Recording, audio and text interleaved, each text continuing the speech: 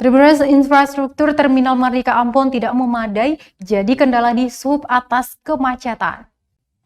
Infrastruktur Terminal Mardika yang tidak memadai masih menjadi alasan belum berakhirnya polemik kemacetan di Kota Ambon.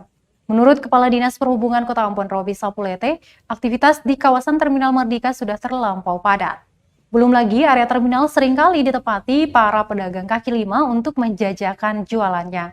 Kurang luasnya lahan Terminal Mardika bisa dilihat dari tidak adanya ruang khusus bagi angkutan kota rute Kebun Cengkeh dan Stein.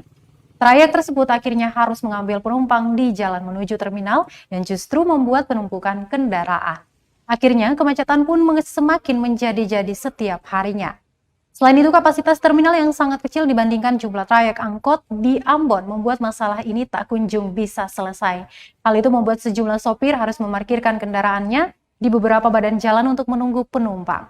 Dia berharap dengan adanya revitalisasi pasar, ke depannya Terminal Mardika juga bisa ditata dengan rapi dan sebaik mungkin. Tujuannya agar tidak ada lagi terjadi kepadatan dan kendaraan bisa berlalu lalang di Jalan Pantai Mardika dengan nyaman. Dengan begitu, Tribuners, kemacetan di Kota Ambon bisa sedikit teratasi.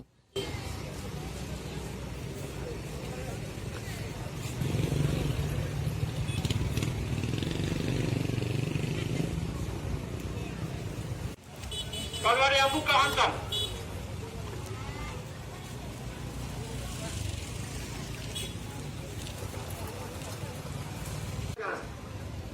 Tutup, Pak. Ibu tidak ada problem. Terima kasih sudah nonton. Jangan lupa like, subscribe, dan share ya.